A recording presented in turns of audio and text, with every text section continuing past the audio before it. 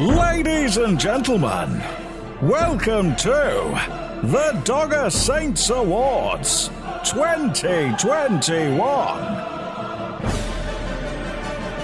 Now, it's time to pump it up.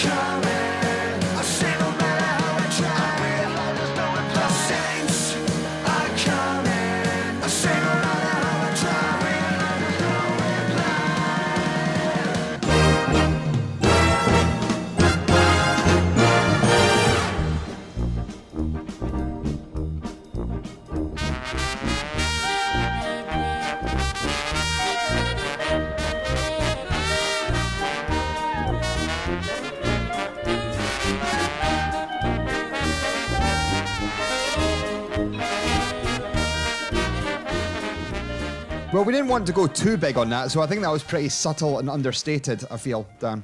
What do you think? Oh, for fuck's sake, I've just spilled tea all over the Ballon d'Or results. Well, we've got many more awards to go before the big announcement of that one. How are we all? How are you, Dan? You okay? I'm doing all right, Sam. How are you? I'll go back to your original point. What an intro. It was big. It was tasteful. and that's what we are aiming for throughout this award show. So we've got a number of awards that we are going to be dishing out this evening, including the podcast guest of the season, the moment of the season, goal of the season, and the media comment fuck up of the season. It's all the important stuff. It's all the cutting stuff. Of course, we had to kind of cut short pie of the season and Mark Guidi spelling thing of the season, but these all came up as possible awards. We could do a very quick thing now, as in like presenter's choice. So pie of the season was chicken and chorizo, despite the fact it never fucking happened. Greedy spelling of the season, as ever, was Saints. Yeah, Saints shop. That's SAINTS. Well, 2 awards that will not be getting dished out with a trophy, but congratulations to them. So we've got the winner on with us later on. We have got the winner. We are delighted to have the winner on with us. It's very generous of him to take the time out, but we're not going to give too much away.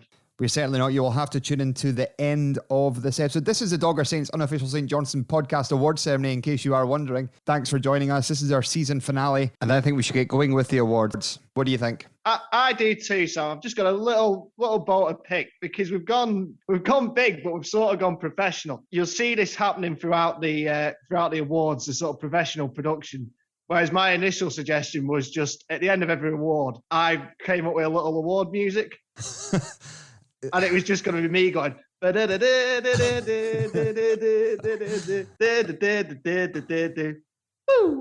there.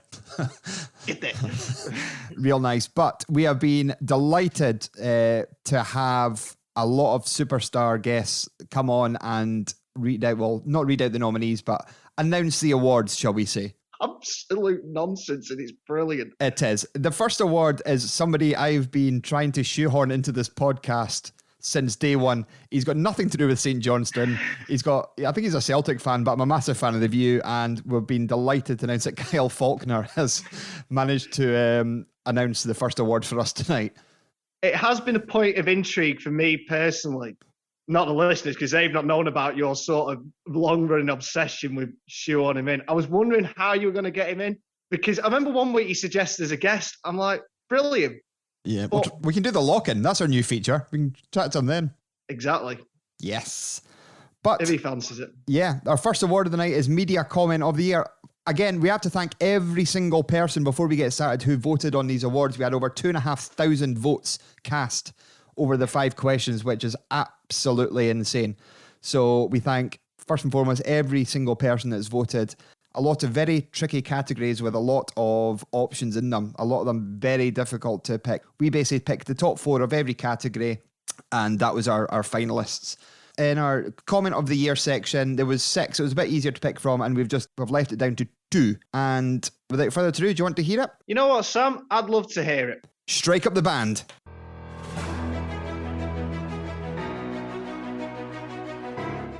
Hello, this is Kyle Faulkner, and the nominees for Media Comment of the Season are... A Rangers podcast. No Tommy Wright, no St Johnstone. Starting off at the 12th spot, the team that I think will be relegated are none other than St Johnstone. And the main reason that they are rock bottom of the league is the one that you may have heard me say before. No Tommy Wright, no St Johnstone.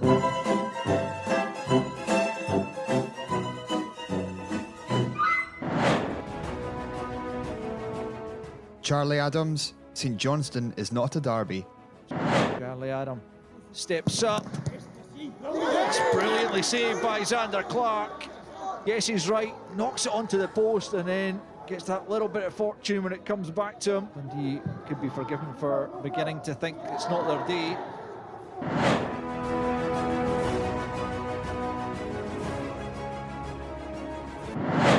Well, first and foremost, what a bloody good job that sounded like. It did sound like a bloody good job. Kyle's some fella, isn't he? Yep, so thanks. He will also announce the winner at the end of our little discussion here. So, yeah, we're down to 2 options. Charlie Adam saying it wasn't a derby. That was before the Scottish Cup third round tie, which he then went on to miss a penalty in, which makes it ever so funny. Oh, that's the beauty of it, I think. I think that's the real beauty of it, because it wasn't just the it's not a derby comment, because half of the city of Dundee said that way. In fact, the United fans wrapped into it as well. So it was probably the entirety of the city of Dundee said it. But it was the fact he stayed up all night on Twitter, seemingly the night before, trying to pick arguments for Saints fans. And then he was shit that game as well, and he missed a penalty. Which makes it ever so sweet. And the fact that we then went on to win the tournament altogether made it super ridiculous. The other finalist out of the 6, we actually gave you 6, and the other ones that did not make the final was Shelley Kerr in the build-up to the BBC coverage saying that Hibs would win the game. What else in there? Paul McGinn, when Saints beat Hibs 1-0 at McDermott, saying the pitch was a disgrace. The standard reaction. That was my personal favourite. Yeah, just the standard. It was just absolute nonsense. The standard go-to answer. And our other finalist, which was... Oh, speaking of the BBC coverage with Shelley Kerr, my kids deleted the BBC Scottish Cup final off my Sky Planner. The kids that did it? Yeah. They wanted to make room for Horrid Henry. It's a sore one, eh? Have you still got the Fiesta button? That'd be a laugh right now. No, it wouldn't. That is certainly not one of them moments, I can assure you. Did you send them to bed without the tea? I went to bed without my tea and I cried a lot. So if anybody out there who's listening to this has got a copy of it somehow on a USB stick, get in touch, because I would love a copy of the final. Anyway, the second finalist in the media comment of the year was from a Rangers podcast. Now, I don't really know the history. It was sent to me by SJFC News on Twitter, which was just some idiot Rangers fan going about how we're going to get relegated because obviously no Tommy Wright, no St Johnstone. Speaking of idiot Rangers fans, just to interject briefly, did you see about that lad from Paisley that's been done for did I? Done for dealing heroin, and his middle name's as Souness Durant. I can't remember his first or last name. It was Souness Jordan Durant. Souness Durant, something or other. Yeah, fucking ridiculous. Yeah. Anyway, that's beyond the point. Yeah. No Tommy Wright, no St Johnstone.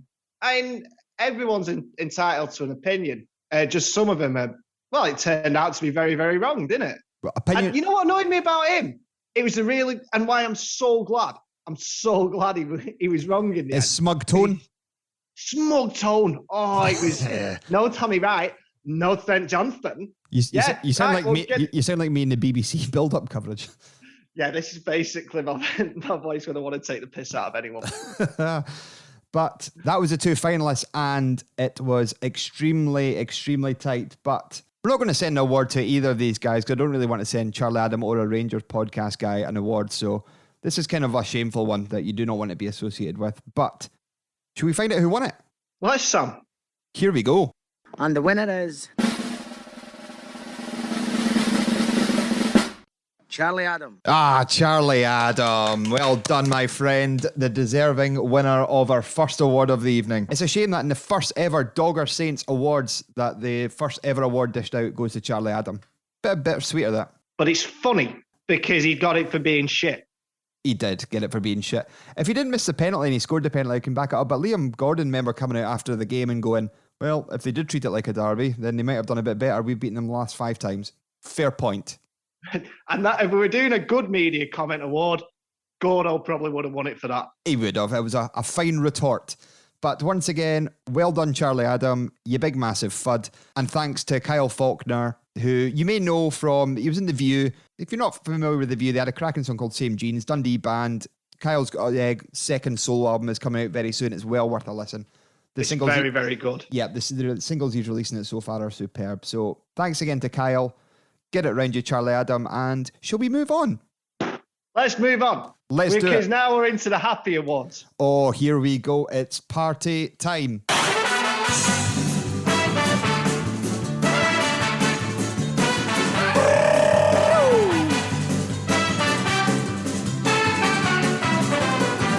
Dogger Awards 2021. No, that didn't work. But it was a good effort, though, son. I enjoyed your chutzpah on it. There were so many votes cast for the St Johnstone Player of the Year to win the Ballon d'Or, the Fred McCarthy Memorial Trophy for the Dogger Saints Player of the Year. So we didn't just want to put it down to 4 or 5. We're going to give you the top 10 countdown, but we'll start. We'll do the first. Will we do the first couple? I think we do the first couple here, Sam. We'll do the first 3. See who finished 10th, 9th, and 8th in our list of St Johnstone Player of the Year. There's some controversial things. I've seen the top 10 list. You have. It's poof. I'm going to make a point. I've kept this list under lock and key. I think I've let you know, and that's about it. The only person that knows is us two and the winner, who's going to be joining us later. Yeah, pretty much. And even the winner doesn't know the rest of them. So this is the top secret, but we're going to let it out to you all now. Here we go. Who was at number 10? In at 10 was the Saints' number 1, Xander Clark. Wow. He had a lot of votes, but as we said, there was so many hundreds and hundreds and hundreds of votes cast. He had a great argument for that, for one particular game, but he's been pretty steady all season. He's a massive big game player, without a doubt. Big game player. He is. And I think if we did do performance of the season, an individual performance of the season, he'd have romped it. Because that was, you're a footballer, you dream of games like he had at Ibrox.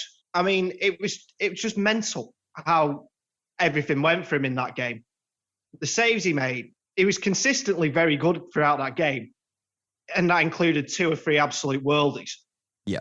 He popped up for the assist, a goalkeeper in the last minute of extra time, and then saved 2 penalties. Genuinely, I don't know how it could have been improved. So, I mean, I know he didn't keep a clean sheet. That's maybe the only thing, but yeah. Not a big deal. But again, he didn't have a chance with a goal. In the Betfred Cup final, a cracking save in the first half. I remember from... it was Mullen. Yeah, Mullen, full stretch, absolute peach. That was at 0-0. Yep, he's a commanding goalkeeper. He gets better. He's loved around the changing rooms. He loves the club. Deserved 10th. Unbelievable. That's where he landed up in the table of players. And do you know what? Also, there was a save in the cup final at 0-0 off Jackson Irvine. Of course, yeah. The massive save. And the one in the second half that he could have been caught out by. I can't remember. He put it in. Might have been, was it Doig? And he had to tip it over the bar. That's right, yeah. Doig, yeah. Yeah. You look back, before the start of this season, he was really struggling to save penalties. Going to the Dunfermline game in the League Cup quarters, saved a couple of penalties. So he's definitely a big game player. The season was really typified at Ibrox. But he's had 2 cup finals this season and not conceded. 2 clean sheets. Let's not overlook that. No. And all the lads we've spoken to that are in and around that dressing room talk about him now as being one of the big senior players, like you say, one of the big presences in the dressing room, a hugely important figure. And as when we spoke to Eric Nicholson last week from the Courier, probably can count himself a little bit unlucky not to be going to the Euros. I think so, but a great season. He's with us next season, and he's got a lovely beard. He has got a very good beard. He's got a very large head. Oh, it's all the hair. I still think even if he was, clean shaven and bald, still think it'd be a giant head. But that's our finishing note on. But there we go. He's apparently only good enough for 10th place, but it's been some competition. And should we move on to number 9? Let's do it, Dan. Who's at number 9? Number 9, possibly I wouldn't say a surprise inclusion in this, but a few months ago you wouldn't have had him. You wouldn't have had him here. It's Callum Booth. Wow, you're right. He had a great second half of the season. Unbelievable. And I know I'm telling you, he's someone I really admire and someone I think has had a fantastic season because, and I know he didn't come in until maybe like February time, really. I know he played the odd game here and there, but I look at it and I'd say the same thing for another lad who we're going to talk about later. You look at the impact they've made and you look at the balance they've provided to the side. And I just think Callum Booth's been absolutely faultless. Yeah, what he lacks in pace, he makes up for in sheer determination, no more so than what happened in the cup final for the goal. Absolutely incredible. We talked about it last week. What a tremendous bit of football that was. He just wanted it. Yeah. He just wanted it more. And that typifies, as you said, Sam, his desire, his heart. But he's a good passer of the ball. Yeah. He joins in the attack. He's a good defender. I just think he's a very, very good. He's what you want from a fullback. Considering the guy as well signed for Bury, depending on how you say it. Bury. And obviously the shenanigans with them, he was let go and then he came into the team on a 6-month deal, didn't feature. At the start of, it was Tommy Wright's last season when we were rock bottom of the league, as we usually are the first half of the season. It seems to be a running theme. And then he came in, his first match was away to Kilmarnock, and I think it was a goalless. It was goalless, 0-0, and he had an absolute blinder. And since then, he kind of steadied the defence. The match before that, I think we lost 4-0 to Motherwell away, and he just came in. Oh, geez, and he came in. He came in, shored up the defence, and if Booth's given a match, you can 100% rely on him. We spoke about it before when we talk about the best. So like you look back and the fullbacks you remember fondly, or you admired through football, and they're always just consistent, sort of 7 or 8 out of 10 every week, lads. Yeah, that's exactly what they are. Callum Booth's that. I think, and like you say, it's nice the way he's turned his career around because he obviously had that spell at Dundee United, which maybe didn't work out as he would have. As it could have done. Then obviously got caught up in the whole Bury thing. It was absolutely no fault of his own, or no fault of sort of any player, what happened to them there. And he's just sort of another one who just seems to have made Saints his home. Yep. And again, he's with us again next season, which is great news. So well done to Callum, number 9 on our list of top 10 Saints of the season. But we have one more before we move on to the next award. Why not? Sounds like a plan to me, pal. It does indeed. And who have we got at number 8? This is, again, this says a lot about the quality of this season. Because now this lad's down at 8. And I've not really got any sort of massive sort of truck with it. It's Liam Gordon. Wow. Apparently our 8th best player. Where's El Paz? He's been brilliant. Is El Paz in the top 3? Let's hope so. El Paz has got to be above him, surely. Well, I did the scoring, so I've got it. I've still got control of that. We can help with that. But Liam Gordon, for netting me an awful lot of money when he opened the scoring at Pataudry, a 50-1 first goal scorer. Delighted with that. Before that, I think we lost that game 2-1. That was with that dodgy penalty. That was a goals penalty. Yeah, nonsense. But the voice at the back talks everybody through the game. He is just a born winner. Like the guy's brilliant. He's been part of that. And I struggle to separate them, to be honest with you. There's maybe one that stands out because of other elements of his role at the club. But that back 3, I struggle to separate because they've all been absolutely brilliant. And they all bring something a little different to proceedings. Liam Gordon's just a born defender. Yep. Local lad as well, which is great for him. But I remember when he got given the captain's armband, and I think Spinney was kicking off because he was a local lad as well. Why were the papers not hoofing around him when... I remember seeing that on Twitter, but no, great defender. Hardly put a foot wrong all season. I can't think of any massive blunders he's had. Can you? No. I mean, maybe the one where Griffiths got past him and he absolutely tried to kill him, but that was more funny than anything else. Yeah. All right with that. He's just been absolutely rock solid. He's an intelligent footballer. He's improving all the time, and he's St Johnstone through and through. That's what you want in your team. So, can't believe it. We're doing the top 10. The last three are Xander Clark, Callum Booth, and Liam Gordon have already came out the bag. 7 more to go in that team, which is absolutely insane. And if you want to find out who they are, you stick with us. You've got to wait until the end. Get there. Hey, should we do another award? Yeah, why not, mate? Sounds good. Let's do it. Like you said, if you want to find out who won, you have to wait till the end as we chat to our guests. But we have chatted to a lot of guests over the piece this season. We've chatted from Ailey Barber to Garlet Skylar Ray, the drag queen St. Johnstone League Cup final singer. It's been, honestly, we sometimes talk about this. For a painter and decorator and a local government worker, from West Lancashire, to have been talking to these sort of people, some of the people we've spoken to, it's been absolutely surreal. It's insane. But we have been, everybody we've had on has been superb. Been so lovely, haven't they? Yeah. If people didn't want to come on, they wouldn't. They're actually delighted to come on, chat with us, and we've had some great guests.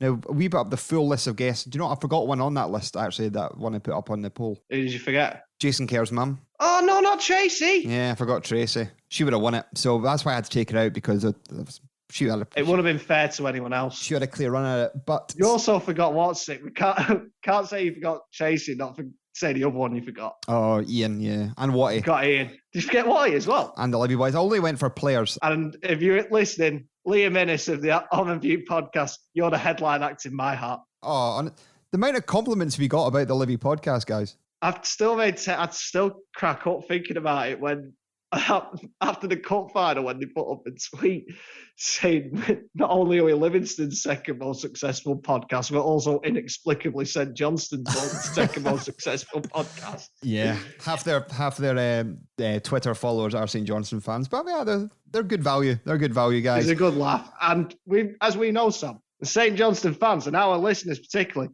they appreciate the chuckles. They do, and indeed. They know comedy and they know soccer. So why they listen to us, I do not know. Well, it's absolutely beyond me. But see when I'm not chatting to guests or trying to organise guests or trying to think about new podcast stuff, do you know what I do? What do you do, Sam? I like to kick back and watch my favourite BBC soap. EastEnders? Certainly not. More Scottish-based than that. Would that be River City? Of course it is. And we've only got Shell Suit Bob to announce the next award. Brilliant. This is a kind of absolute random nonsense we love to bring to you. Stephen Purden, who played Bob O'Hara in River City, is here to announce the nominees for, well, let's let him do it, shall I? Hello, this is Stephen Purden, also known as Bob O'Hara from River City. And the nominees for Podcast Guest of the Season are... Liam Craig. Colin Samuel loved his cricket as well. Hits the box on top of the roof, so it's not the strongest of roofs. Sammy's went up to get it. Next thing, Sammy's disappeared. We've opened the door, now you can see Sammy dangling through this roof in the emergency toilets, honestly. Craig Bryson. He's like one haircut off a trip to Turkey. Do you know what I mean? Like, to get transplant done. So you've also then got Xander. Oh my God, if I've heard about his assist or goal at Ibrox,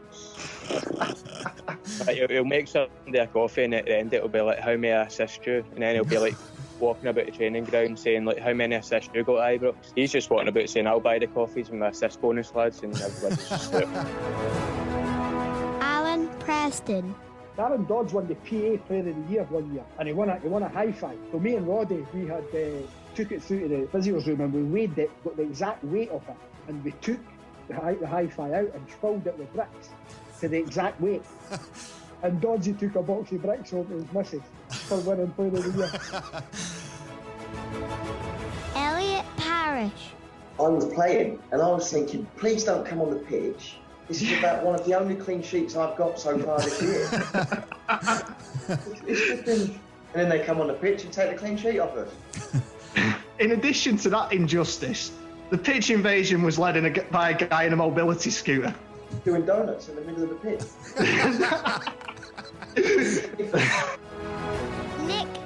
Popovich. By the way, Kieran McInnesby, when he said that he won the ball in the Rangers game and also got the end of it, that's bullshit. I actually won the ball. I actually won it. And then it got to Miguel and then it went forward. So Kieran, so you can look at the video on that one. Maybe the trickiest category for us, because I loved every single one of the guests we've had on, not just them five. I would have had this a joint winner between everyone because I loved them all. I got nothing but love for them. I mean, some of the great interviews that didn't make that top 5. I mean, the 5 we've got were incredible, but I mean, looking at some of the names we've had, Michael Dewberry, what a pleasure that was for us. He was number 6 in the list. He was very close. He was number 6. Was he very close? Yep. Stuart Cosgrove, fantastic. Brilliant. Kevin Swaddle, what an interview that was. Very early doors was Richie Foster. Kieran I better give him a mention because otherwise he'll be on at me. Philip Kieran Scott as well. Friend of the show, Philip Scott. Friend of the show, Philip. All of them. Joe Wilson, Ailey Barber, absolutely unbelievable interviews. So it's a very, very tough one in some respects, this, but there's got to be a winner. There does. We'll touch on the 5 finalists very, very quickly. Give me one sentence on what you thought of the guest. We'll start with Liam Craig. A very interesting interview, an absolute pleasure to do, and a damn good laugh too. Next manager, St Johnstone. He's got to be up there. He's a very, very clever lad. Clever lad, loves his football, and he's kept in touch, and he's just a nice guy, isn't he? Just the nicest guy. He really is. Craig Bryson. I really enjoyed the Bryson interview. It was so funny. Everyone went under the bus. Yeah, I'm pretty sure the only reason he came on there was literally just to slag everybody off in the team. He literally went through the whole team going, right, what have they done? But no, he was great. It was funny because obviously he's an absolutely mad professional and been media trained, because we heard him flick in and out of like the classic football commentary chat straight into like stuff like, we take each game at a time. Liam Craig, looking that old bastard, that kind of stuff. So it was a brilliant interview. We didn't know what to expect, but Craig Bryson was superb, and what a player. I enjoyed it when we ended up wiring into his missus' car's Bluetooth. Thank God you said car's Bluetooth at the end of that. Yeah, I could have phrased that better. We'll move on. Elliot Parish. Fucking lunatic. Yeah. He was the first guest where we realised that we just didn't know what we were getting when we were speaking to guests. We don't know every time. We just don't know what we're going to get. No. And with Elliot Parish, our sides were splitting the whole way through. What a boy he is. That was one of the funniest. So we're probably on it, because when we do, quite often when we do these interviews, just give people a bit of an insight. They go on for a while and then we edit them down. With Elliot, it was about half an hour. It was pretty much what we recorded was what we put out, and it was one of the funniest half hours I've ever had. Yeah. Just some guy, yeah. You just don't know. You'd think substitute goalkeeper, travelled around a couple of clubs. You don't expect him to be the absolute patter merchant that he is, but no, he was a great guest. And we actually made the matchday programme for the cup final, discussed the nickname classic El Paz. El Paz. I don't know where I came up with that from. I thought that's what people called him. No, just you. But it's stuck though. No, it has stuck. What a character. But no, I mean, again, just a thoroughly nice lad as well, a really good lad. And I think he was one of them.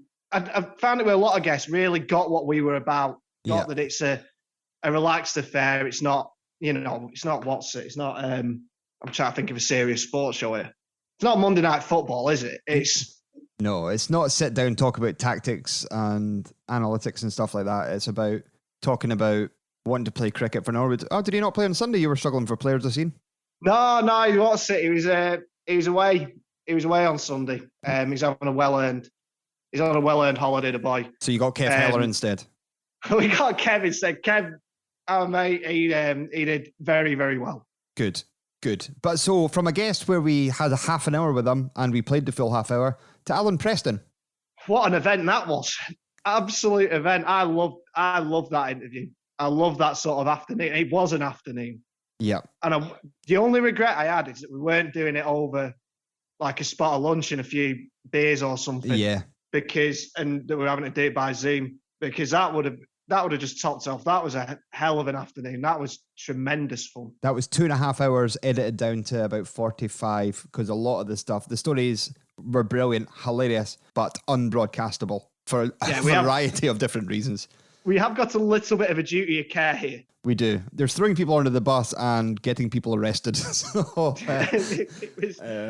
it's been deleted and it's in the heirs of time now. It's gone, long gone. I'm sure he'd be happy. If you ever met him, he'd be happy to tell you. Yeah. He's absolutely tremendous fun, Alan. And again, that was sort of quite early days, wasn't it, for us? And and that was the other thing. We appreciate guys like Alan who came on, and Michael Juby and Kieran, all of them. It came on so early on for us when really helped us get this thing going. Yeah, because we are not media trained in the slightest. So, no, it was great. We could just ask them a couple of questions, sit back and listen to their hilarious stories. It's brilliant. Speaking of these guys, I've been starstruck a couple of times. One of them, which is our last finalist, Nick Dazovic.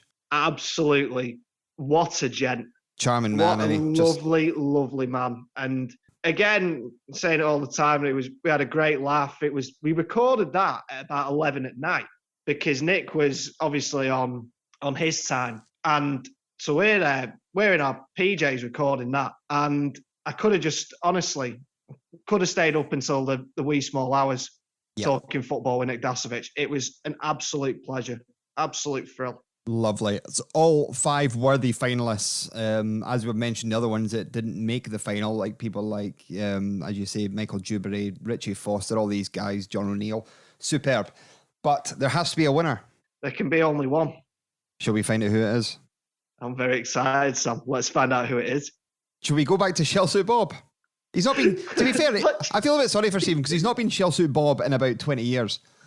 No. Just Bob. Just Stephen Purden. Stephen Purden will do. He's also on another podcast called Football Daft, which he does with Grado and the guy from Scott Squad. Can't remember who. Oh, yeah. Can't remember the but it's hilarious. But here we go. And the winner is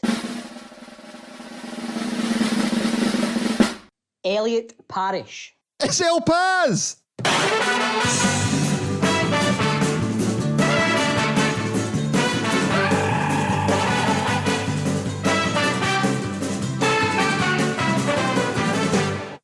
El Paz. Yeah, thoroughly deserved. He was our first guest where we text everybody after that interview saying you'll have to listen on Monday because this is an absolute belter of an interview. What a guy. Came in, just chilled out, took the piss out of himself, took the piss out of his teammates, took the piss out of us a little bit. Yeah. It was a riot. It was an absolute hoot. And it was so funny. They're all winners in my eyes, but I tell you what, he's got his League Cup winners medal, he's got his Scottish Cup winners medal. Now he's won the one that really matters. The Dogger Saints trophy, which I have told him, I texted him earlier on today to tell him that there'll be a trophy waiting for him when he returns back to McDermott. If you hadn't heard the interview, it is episode 15. If you want to go back, the episode is Elliot Parish and the Mobility Scooter Donuts. That's the name of that episode. I genuinely, it was a pretty good episode anyway, but if you want to miss out the bits where me and Sam ramble on and just listen to that interview, I don't blame you because it was an absolute blockbuster and thoroughly enjoyed it, but I've thoroughly enjoyed all our chats with some lovely people. I second that. Well done, Elliot Parish, on winning Dogger Saints podcast guest of the season. Let's move on. So, we have found out who is number 10, 9 and 8 in our top 10 Saints players of the season, and we'll find out soon who will be winning the Ballon d'Or. Let's find out who's number 7 and 6. Who's number 7, Dan? I genuinely cannot believe the two that I'm going to read out to you at 7 and 6.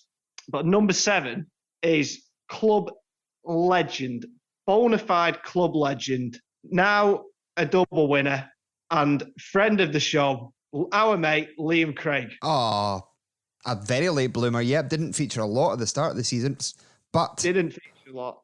Won us an awful lot of points when you think back. The opening game of the season is equaliser against Dundee United. That point got us 5th in the table. His winner against Hibs, there was another 3 points collected. What a player. What a steady head to come in when Murray Davidson... His kind of period came in when Murray Davidson went off injured. Liam Craig kind of came in. And what a turn of the season he's had. He was absolutely tremendous second half of the season. He had that, in addition to the 2 games you mentioned, last minute penalty against Rangers. Of course, yep. And he's just been... He's a cool, calculating footballer is Liam. He's changed his game. And the footballers, the best footballers have a bit of longevity about them.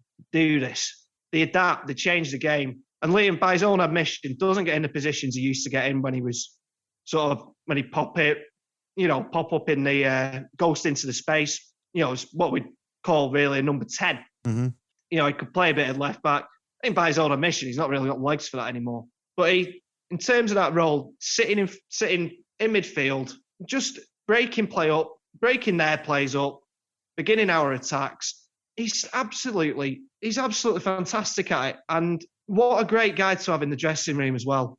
Still, that experience, because it is a pretty young side in a lot of respect. I know there's a few senior heads in there, but it is a young side. So to have someone, I've spoke about it before, the guys that have got a lot of experience at the club are still pretty young. Mm-hmm. And then there's guys like Craig Bryson and Craig Conway, obviously, this season, who are a bit more, more experienced as footballers, but not in terms of the time at St Johnstone.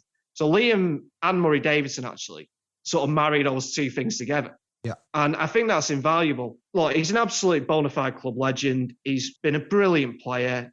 And I think he's had one of his best seasons for a long time. He's maybe not played, especially at the start of the season, as much as he would have done previously. But whenever he's come in, he's just been absolutely fantastic and can still pop up in those positions he used to from time to time. It was a fabulous goal at Tannadice at the start of the season. A brilliant goal against Hibs. Can still rattle a penalty in. Ticks a lot of the boxes, but only good enough for number 7 on our Player of the Year. But well done, Liam Craig. Like I said, we've had him on the show as a guest. Loves football, loves St Johnstone. He's going to be our highest appearance. He's going to overtake Stephen Anderson next season. He's not far off being our highest ever Premier League goal scorer as well. He's invaluable to the club. He's when we spoke to him, he spoke about his role with the guys that are out on loan, looking after them, and obviously his work with PFA Scotland. He's brilliant. He's been absolutely brilliant. Well done, Liam. Number 7, but who's number 6? I tell you what, the top 5 must have had some season if this lad's at number 6. You voted for them. It's your fault. Number 6 is Ali McCann. Whoa! Wow. This lad, and again, I'm looking, obviously, because I know in the top 5, I'm looking at him thinking, yeah, fair enough. This lad has been absolutely unbelievable this season. He has been tremendous. What a footballer. And I've said this to you before, Sam. I've said it on the podcast before. In Ali's breakthrough season, that sort of 2019-20, which was obviously curtailed early because of the bad COVID, he was quite obviously brilliant. Yeah. And the role Tommy Wright was playing him in that system we were playing, with a 4 at the back and then an extra man in midfield, it allowed him to be quite sort of standout brilliant, sort of individually. I think he's improved this season. He's playing here too. I think as the season's gone on, especially, and he's got used to that role, and it's no coincidence that as everyone's got more used to the system, results have improved so much and individual performances have improved so much. I think that role he's played in midfield has been absolutely invaluable. I think he's been outstanding. Yeah. He just keeps everything ticking over, just ticks the play over. Everything goes through him. And he's tough. He's a tough little cookie. Yeah. He's still young. I'd be very surprised if he's still here for next season. He's a star asset in the team, but he chipped him with a goal as well in international duty this week, which is great. And that's another thing. Through the course of this season, he's become first pick for Northern Ireland. He wasn't a bad side at all. No, not at all. But he seems quite a humble lad. He doesn't seem Billy big time. He's not going to be the type of player who's going to go off the rails and curtail his career by hitting the piss or anything like that. He just seems like a genuinely humble, nice lad. Everybody that speaks about him at the club knows that he's a hard little professional. So very Billy Bremner.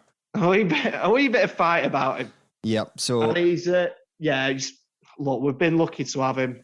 We've been lucky to see him play in a St Johnstone shirt. Hopefully, that's not the end of it. But I think we need to be realistic. Someone that good is going to attract attention.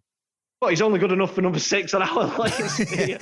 So if he's worth 40 million, I want to know how much the top 5 are going to cost. But well done. He's just missed out in the top 5, Ali McCann. But so far, we'll count down 10 till. You need length. Oh no, that was Shelley Kerr. I thought. You need length, you need width, and you need depth. Thanks, Shelley. I thought that was the top. I thought that was the top of the pops button. But number 10, Xander Clark. Number 9, Callum Booth.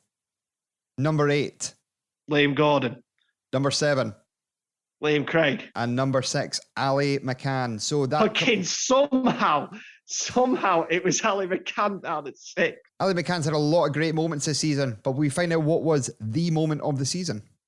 You know what? I've been looking forward to this one, actually. I'd love to see what the people think. So this was one of our big awards, the moment of the season. Now, we had about 12 to pick from. We had everything from Millwall recalling Danny McNamara was on the list as a moment of the season. Such a harsh one to put in. That's a great moment, though, because Sean Rooney came in. I like Danny Mac. So, yeah, this was one of our biggest categories. We had everything in here from like the 3-2 Killie comeback, the League Cup semi-victory, the Scottish Cup semi-victory, Melamed's goalkeeping the top 6 alive, loads and loads of things. Charlie Adams missed penalty, the spinny chop all season. But will we find out what the 4 finalists are? I'd be very intrigued to see what they are, Sam. Let's go for it. Should we get a special guest to read them out? Do you remember when this was just going to be me and you talking for about half an hour, this episode? This is much more fun. This is way more fun. Yeah, let's have another special guest. Well, we've been lucky enough to have some brilliant sports broadcast powerhouses through our 3-month run. Ridiculously, that's all we've been on for. We've had the likes of Ellie Barber, Joe Wilson, Stuart Cosgrove, Eric Nicholson. Brilliant in the world of sport broadcasting, in their many guises. Absolutely incredible. And they're speaking to 2 numpties like us. Have we ever had somebody from TalkSport on? Don't think we have, mate. We certainly have not. We've only got the TalkSport Breakfast Show host, Laura Woods, to announce the next nominees. This is absolute bedlam. Everybody wants involved, all aboard the Dogger Saints train. But Laura Woods, who presents the TalkSport Breakfast Show, is frightening. But we've got her. Hello, I'm Laura Woods, and the nominees for Moment of the Season are... Xander Clark at Ibrox. It's in from Craig, it's Xander Clark! It's in! It is unbelievable!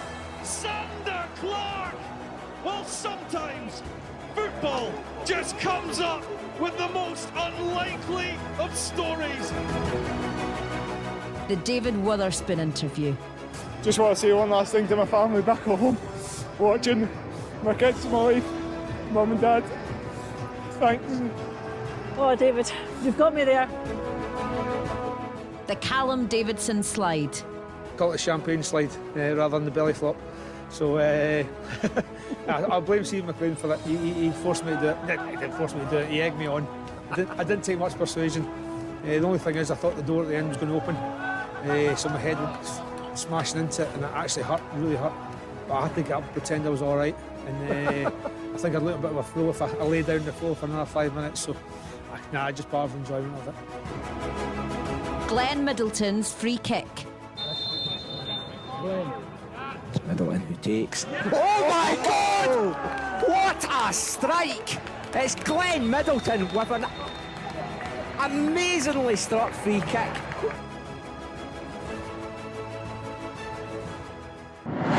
This is probably the toughest category by a mile, you'd say. I found this one very tough because it's been such a wonderful season. There's been so many special moments that I'll hold very dear to me for an awful long time. And yeah, it was tough to decide, but it was also really, really nice looking back at them and thinking back on them. Yeah, and amazingly, not one of the moments of the season finalists involves lifting a trophy, which is incredible, which shows you just how amazing this category is. So, but even things like the Callum Davidson belly slide, brilliant. That was so funny. That was absolutely glorious. Yeah, so, just something you would not expect from the man. No, and it gives you a little bit of an insight into the dressing room and the spirit they've got as well. I mean, you can ultimately, on the face of it, it is just And the salient point of it is, it's just really funny that he's, Callum Davidson's gone and done a belly slide across the dressing room and gone careering headfirst into a door. I was actually going to play the clip of it because you can actually hear the thud of him hitting the door, but it still doesn't really work over a podcast. David Weatherspoon. You know what my favourite bit of that was? Sorry, Sam. Sorry to interrupt. You know what my favourite bit of that whole clip was? Big Rooney's reaction. A, when he's nearly taken out, and B, when he flinches. Because, Sean Rooney's found something a bit too far. you know, if Sean Rooney's found something a bit too far, it's probably taken it a little bit close to the edge. But very funny, very, very good. A fitting moment for the big man. About 15 minutes prior to that, David Weatherspoon gave an interview to, I think it was Jane Lewis on BBC. Apart from swearing, which was very funny, but that's not the moment in question. It's very, very funny. You could tell just how emotional that guy was. It was a lovely moment. It was, and football, isn't it, mate? It's a daft game where 22 blokes kick a pig's arse about for 90 minutes, but... Not in the final, though, it wasn't. It was 11 and Hibs. Well, yeah, that's true enough. But it can do all sorts here. You can, you have this just emanating from one game. You have something ridiculously funny, like Callum Davidson sliding headfirst into a door on his belly. And I will say that sentence as much as I can because I just can't emphasise how much I enjoyed it. Yeah. And then you get something really emotional, something like what that meant to David Weatherspoon. It resonated with me. It was very touching, and as we said last week, good things happen to nice people. It's lovely to see.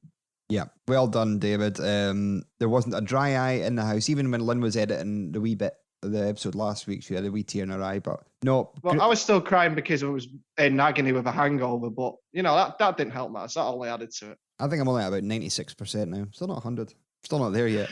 Next point. That was our 2 Scottish Cup final moments. None of them involved a match. But let's go back to the quarter-final. Big moment of the season. Zander Clark, the big green giant, unmarked, centre of the box, gets his napper on it, goes going wide, tipped over the line by Chris Kane in the 122nd minute to take the game to penalties. Unmarked. He's 6'11" or something. Unmarked. Incredible. Great fun. He's great fun. Really absolutely tremendous patter from the boy. You know what? The fact it was Zander really added to that. But I think that would have been in there anyway. 122nd minute equaliser against Rangers. If it had just been, even if he'd still been in his own 18-yard box and it had gone in and, just Kano had nodded it in or something. Yeah. It still would have been in there. The absolute bedlam, the absolute sort of just baffling nature and the unusual nature of the goalkeeper being involved. And also just how funny that made it really elevated that moment for me. I thought that was, I tend to look at, I know it's a moment, but I tend to look at that in the round because I think that was the most, I know there was 2 cup finals, I know there was semi-finals and all that, but that was such an exciting game of football. That felt like a big, big game of football. Under the lights, it was a bit, the tension, it really felt like a massive game of football. And it was, obviously, cup quarter final at Ibrox. So for all that to happen, and for that to be the sort of penultimate act of it all, yeah, I think that was a big moment. Big moment. And the fourth finalist, Dan, was Glenn Middleton's free kick in the semi-final. Probably a few things. It was the hit of relief knowing that goal sealed a place in the Scottish Cup final. It was an absolute pinger. He'd only been on 8 minutes, already set one up, and he hit that one. What incredible. Oh, absolute raker. What an absolute raker of a free kick that was. And like you say, Sam, that was, it came so quickly after the first goal as well. Mm-hmm.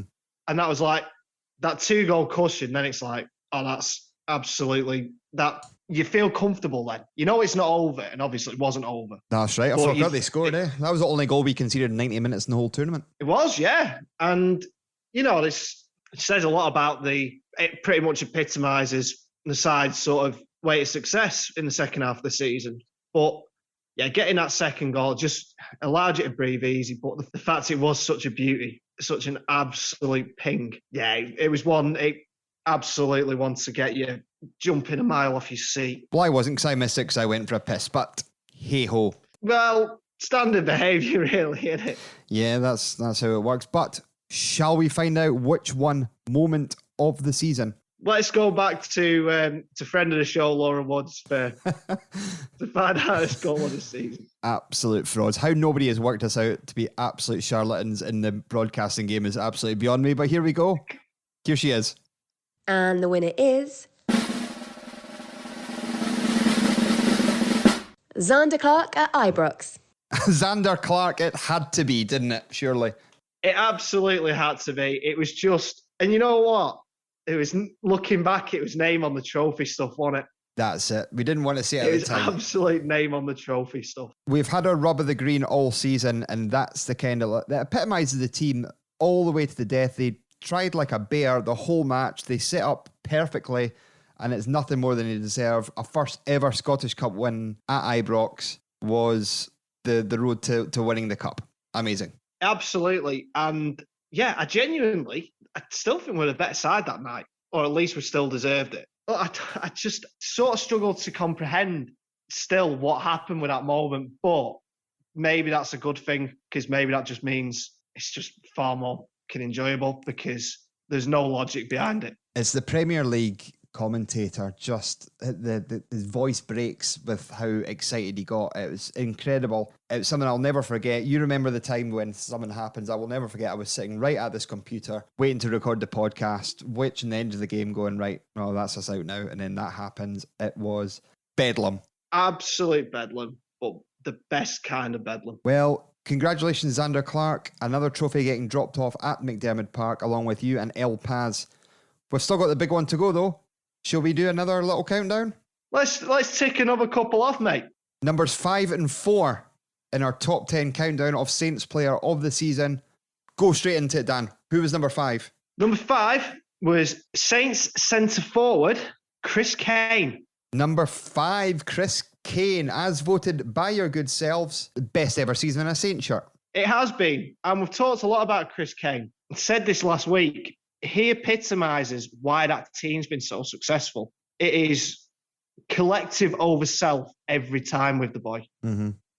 And, you know, don't make me say this when we're meant to be bigging him up, but maybe he doesn't score as many goals as other centre forwards. But these are guys that are all about the collective. It don't matter who's scoring the goals. It doesn't matter who's winning man of the match. It doesn't, whatever. It's about the fact that they're winning games and achieving things together. And if it wasn't for that, and if it wasn't for attitudes like that, and again, we go back, if it wasn't for guys like Chris Kane, and I'll give another centre forward a shout out, he's not actually made the top 10, but Stevie May this season, if it wasn't for their sort of selfless work, Saints we wouldn't be sitting here talking about Saints being double cup winners. No. We just wouldn't. You're saying he doesn't score enough goals. He scored some vital goals. He scored one at Parkhead. He scored in the League Cup final. He scored in the Scottish Cup semi. Yeah. Oh, he's come up big. He has come up big. He scored in the Scottish Cup quarter. Of course he did. Of course he did, so, yeah. I know it's Xander's got, but again, and someone pointed this out at the time, when Xander's wheeling off like an absolute madman thinking he's scored, not realising it's hitting the corner flag until Chris Kane's got something on it.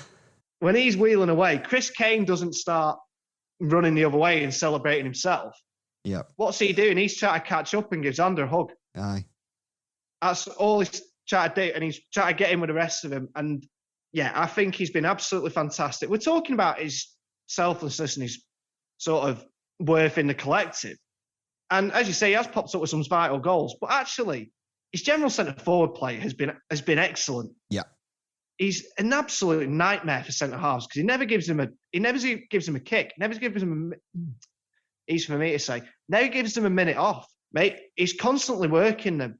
And then when you've got guys running off him, guys like Wotherspoon and Middleton, guys coming from deep, and obviously when we played two up top with Melamed, that's his job, and he does it absolutely perfectly. So holds the ball up brilliantly, forces so many fouls. Yeah, he's basically, sometimes his job is basically just jumping for balls. He's never going to win. And he does it. And he does it better than most, to be honest with you. As you quoted last week, you can win a foul in an empty room. Good. So I'm going to say a thoroughly deserved top 5 placing for Chris Kane. I think so as well. Now we're getting to the real nitty-gritty now. Who was at number 4? At number 4, we've already had Liam Gordon. We've got the second member of the tremendous trio at the back. Nice. Cheers. Put that on the spot. So, in at number 4. Is it Maddis Vyman? No. It's not Maddis Vyman. If we did a category for sort of doggers on tour, donkeys, best doggers on tour feature, he'd be winning it a mile off. That was the first episode as well. Anyway, number 4. Strong start. A strong start that was. Number 4, an entirely different kettle of fish to Big Maddis. It's Jamie McCart. Number 4 in this player of the season. He's solid as you like, eh? Loves heading the ball. Does, for fun. Loves heading the ball. It's his bread and butter. Absolutely loves it. He's another one we're saying about Liam Gordon is a born defender. Jamie McCart just loves defending. Yeah. Absolutely loves defending. And he's grown from strength to strength throughout the season. And really throughout I'd probably say the last 18 months in his time at Saints. He's become an absolute mainstay, and I'm a massive fan, absolutely massive fan of his. He's part of the 3. He loves defending, the boy. Oh, he loves defending. I started sort of thinking about this when we were doing this vote. I'm like, they sort of come as it's 3 separate people, obviously. The most obvious statement I've ever made in my life. It's not like some 3-headed monster. But it's one unit, isn't it? And like you say, you take one of them out. I mean, Rooney's come in and done a decent job when he's had to move into centre-half. But the understanding those 3 at the back have got of each other's game, of each other's job, it's been brilliant. And it just gives you such a foundation to go and play good football, which Saints do. So, no, I'm a huge fan of Jamie McCart. He's probably been the breakthrough this season as well. What would they call it in the show business? The breakout character. The breakout character, indeed. Yep, he's gone from strength to strength to strength. There's not much more we can say about him. He loves defending. He's solid, and that's why so many people voted for him to be Player of the Year. He's actually a little bit similar to Callum Booth as well, because you look back and you think, when's Jamie McCart put a foot wrong? Yeah, since he came in the squad last season, I think he's been an ever-present. Must be one of the first names in the team sheet. Pretty much, and rightly so. He's so good. He's so solid.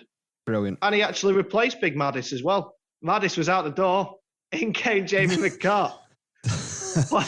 What a wise decision that was. Maddis Vyman, the poor man's Jamie McCart. Could have been Maddis Vyman double winner. And fourth in the Player of the Year rankings. But it's not.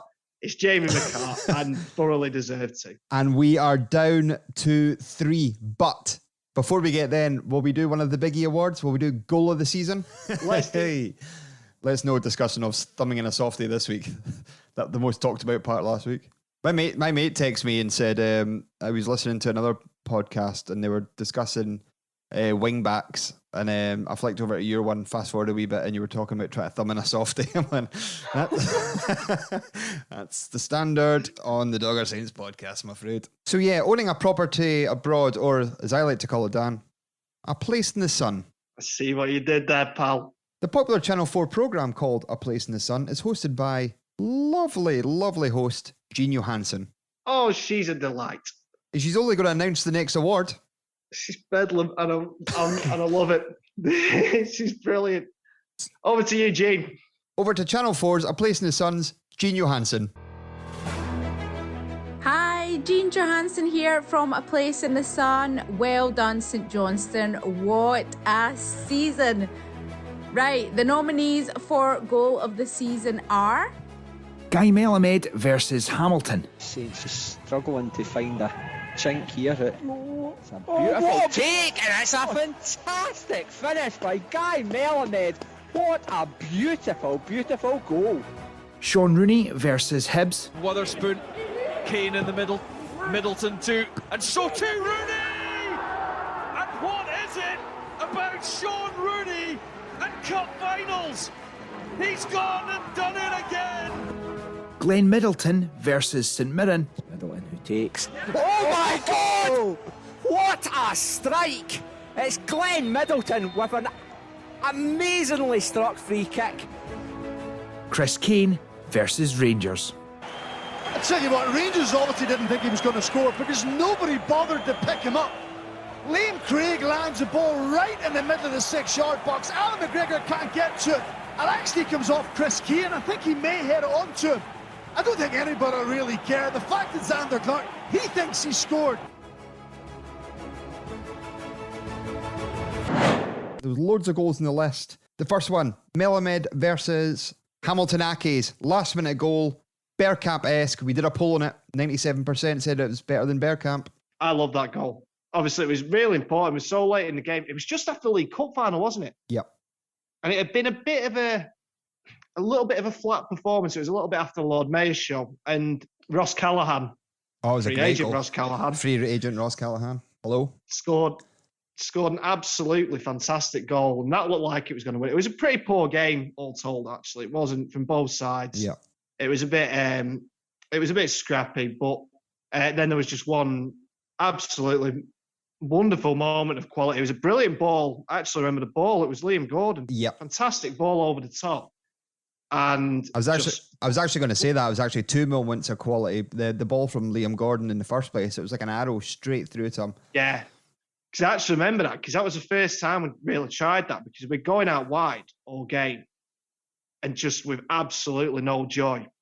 So then Gordon's absolutely wonderful. I wouldn't say it's a long ball, a long pass, a cultured long pass, and then just just unbelievable touch and finish from Guy Melamed. And that is, it's almost a little bit sad with Guy because at that point it was like he could walk on water, but maybe tailed off a little bit towards the end of the season. Maybe a little bit of a forgotten man, but Yeah, maybe his head had gone by that point. I know he missed his girlfriend and things like that. No fucking wonder. I'd miss her too. We'll move on to the next goal. The next goal is, well, that's quite a big goal to be fair. It was Sean Rooney's goal against Hibernian in the Scottish Cup final. yeah. As we've discussed this at length many times. We've discussed it so much. I think we discussed it at length. I thought it was a brilliant goal, but I thought everything about it was tremendous. Bryson losing the ball on purpose. The one thing we didn't discuss, actually, I'm joking about Bryson there, but after Beeves won it back, Bryson totally takes the fullback out of play. Yep. Totally covers him. Gets it out to Spoonie. Gogic is still floating about in the ether above Mount Florida somewhere. And have you seen the videos? Yeah. Yeah. I can't think of what the meme's called, but what it was.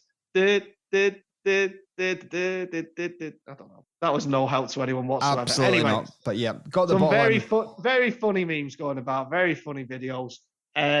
Cross comes in, towering header from Rooney, and it's a double whammy. Great goal and one of the, if not the most historic moment in St Johnstone's history. Yeah, but it wasn't the moment of the season. The next nominee was, and we have to give Chris Kane the credit for this one because it is goal of the season and it was his goal. It was his goal. We can finally stop the pretense that it was Xander's. This is basically 98% about the moment rather than the actual quality of the goal. I'll tell you what, though, and Craig Bryson touched on it was a couple of weeks ago. What a ball in that was in the last minute. From Liam Craig, yeah. From Liam Craig. That was a brilliant delivery. I can't emphasise the point enough. An unmarked 6'7" man in a luminous green. He's lost 4 inches in the last 10 minutes. Yeah, I know. Well, by the end of the podcast, actually give him actual height. 4'1" by the end of the podcast.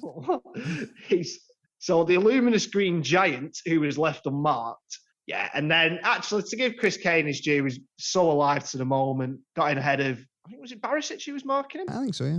Yeah, which is no mean feat, so... Who cares? And yeah, look, that was I'd say more about the moment than the quality of the goal, but as we've discussed at length, what a moment. But let's go from a moment to, well, this was a finalist in the moments as well, but it was an absolute raker of a goal. Middleton versus St Mirren in the Scottish Cup semi-final at the St Johnstone end. That is what we're calling it, the St Johnstone end. Peach. Absolute peach. We've talked about it as a moment, but to look at it as a goal, it's just a stunning strike, isn't it? Completely did goalkeeper Jack Alnwick over. He was going completely the other way. And you know what?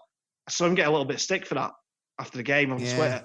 Don't think he did a lot wrong. From where he's seen the ball, from the direction he thinks he's going, he's done everything right. And then just the whip on it, the swerve, was just made him look like he got wrong-footed, but he didn't. It was a wonderful strike and just left absolutely everybody with no chance. The wall had no chance. Jack Alnwick had no chance. It was a brilliant, brilliant free kick. It was. But there can only be one winner, Danny. So back over to Gene to tell us who that winner is. Let's go back to Gene. And the winner is Glenn Middleton. And the people have spoken, and literally the best goal of the season, one goal of the season, Glenn Middleton's fantastic strike against St Mirren in a high-pressure match. It was a Scottish Cup semi-final. Let's not lose sight of that. No. It was incredible strike. It was the whole thing. As I say, I spoke about it as a moment before, and then we've just spoken about the quality of the goal. It's both those things together, and that's why I think it was a worthy winner. I just genuinely think it was brilliant. I just think it was such a good free kick. And you don't, in football in general now, sort of scoring free kicks has gone a little bit out of fashion. You don't get as many of them because I don't think there's as many maybe not as many specialists out there as there used to be. I know there's a boy at Southampton, Ward Prowse, who seems to score one a week. But so it's always really nice seeing a free kick absolutely just rattled in. But as you say, Scottish Cup semi-final, to give us a 2-goal cushion, which in the end we needed, at Hampden Park, albeit an empty Hampden Park, the bottle it took from a guy who, as you say, just come onto the pitch. Yeah. He'd only been on a few minutes. So, did he set up the first one as well? Yeah, he did, yeah. Straight into Kane, who knocked it past. Great goal. Yeah, so a very well-deserved goal of the season award for Glenn Middleton. And Glenn, if you're listening, please don't leave me. I've read I seen his Instagram earlier on saying that he was like, thanks to St Johnstone, had a great time. So he might not be back next season, but if he does come back, there'll be a trophy waiting for him. There's incentive if I've ever seen it. And if he just wants to come back and say hello to all the gang, then we'll have one waiting for him too. Indeed. So that's the end of the, should we call it the undercard? I don't think that's fair to say undercard because it's some cracking events. You know what? That's like watching the Brit Awards. That's like sort of best solo artist, best male solo artist, best female solo artist. They're the sort of really important awards. Everyone wants best album. That is it. Yeah, I don't know why I used the Brit Awards. I could have gone really cool and said the NME Awards. My favourite Brit Awards, but how many NME award moments are legendary, like the Jarvis Cocker Michael Jackson thing from the 90s? I love the 90s. Oh, I do love the 90s. Jarvis Cocker mooning Michael Jackson was absolutely hilarious. Yeah. Remember when Madonna fell off the stage a couple of years ago because somebody tried to take her cape off and she tumbled down some stairs? That was the Brits, was it not? Yeah, I think that was the Brits. There was always some sort of capering at the Brits. Very funny. But we have to say thanks to Kyle Faulkner, Laura Woods, Gene Johansson and Stephen Purden for announcing our awards. They've taken time out to do that for us. Absolutely incredible. So absolutely massive thanks to the guys for doing that for us. Really appreciate it. I can only echo what you're saying there, Sam. As ridiculous as it sounds, I want to echo my thanks to Kyle, to Stephen, to Laura and to Gene for helping us out with that. I still find it absolutely ridiculous, but it's so appreciated and absolutely tremendous. So picture the scene. You're on holiday. You've got your tablet out. You're lying by the pool. You've got Spotify on. You've just listened to this awards podcast. Go on, listen to Kyle Faulkner's album. Then go to Channel 4 on demand. Watch Place in the Sun. Then go to iPlayer. Watch River City. And then finally tune into TalkSport. I think by the time you've got through through listening to your favourite St Johnstone podcast, watching A Place in the Sun, watching River City, listening to Kyle's album. I think by that stage, it might be a little bit too late for the old sports breakfast, but the darts will be on. Yes. You can catch Laura on the darts. Now we're into our final 3 Saints players of the season. The winner will be on with us very, very shortly. Dan, who is number 3? Number 3. Now, this did get tight. I think third and second did get tight. But number 3, third on the list, the man who wasn't really in the side until the turn of the year, ended up scoring goals in the League Cup quarter-final, the League Cup semi-final, and winning goals in both the League Cup final and the Scottish Cup final. The man who has entered St Johnstone folklore and become a St Johnstone legend. Maddis Fiman. Pretty much overnight. It's not Maddis Fiman. I'm going to say it's a Scottish Maddis. No, I'm not calling him Scottish Maddis Fiman. What an insult that is. Kick your cut in for that. It is the brilliant Sean Rooney. Brilliant. What can you say that's not already been said about the boy?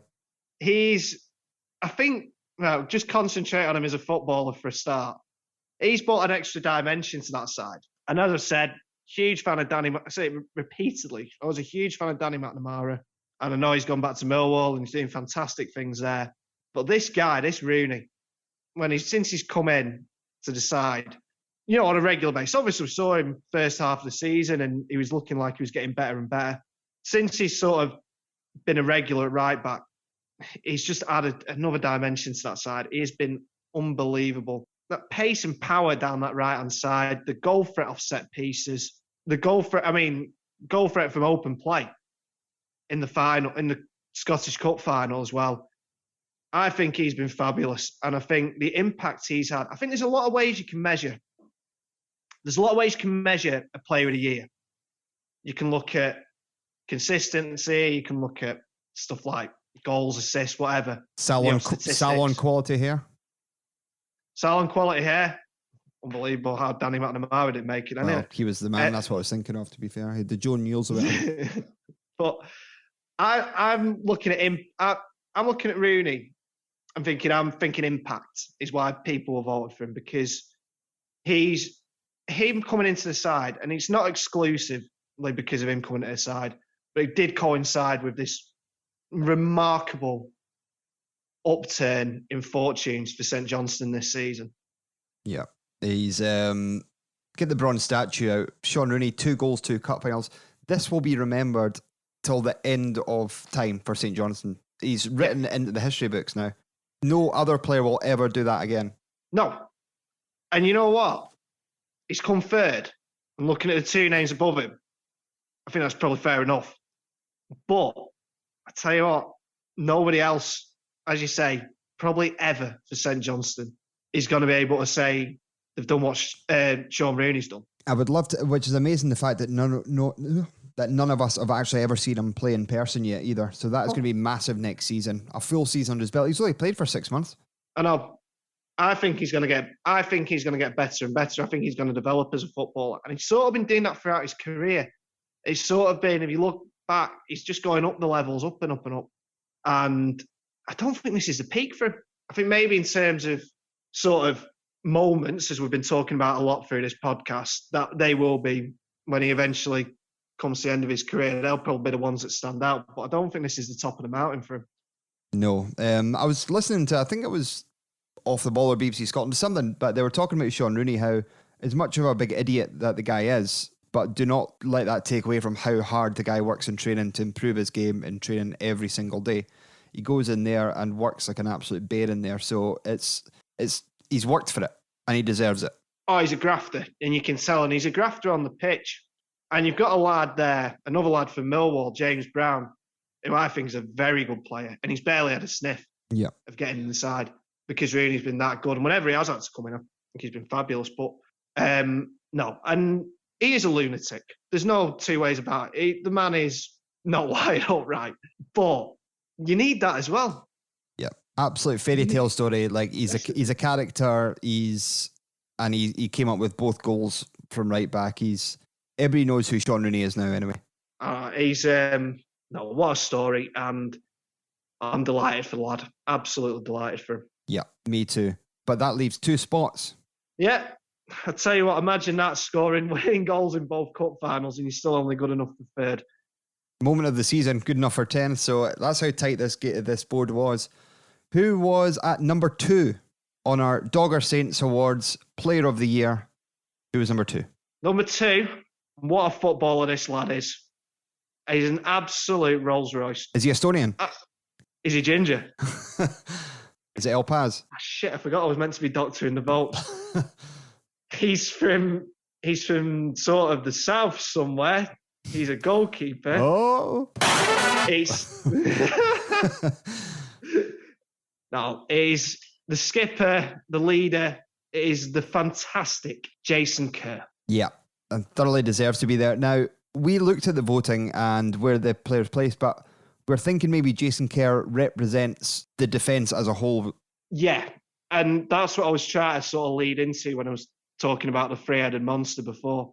When we were talking about Jamie McCart. Still living on Summers, I'm pretty sure. Oh, Jesus, what? Right, moving on. We've got.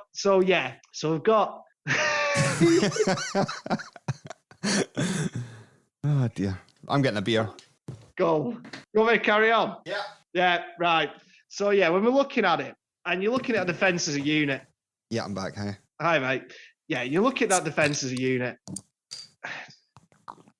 Jason Kerr is the one, maybe, and this is with the greatest respect to Jamie McCart and Liam Gordon, because he's captain, because he's just about the most experienced one in there, although they're all pretty similar in age and sort of match experience. And also he seems to be the one who maybe stands out a little bit more as the leader. I just think he's maybe seen as a representative of the back three in this voting, but that's not to take anything away from his individual performances this season, which have been just incredible. And again, I'm maybe struggling to think of anything in terms of individual moments that stand, absolutely glaringly obvious standout. He's just been consistently brilliant. His penalty at Ibrox.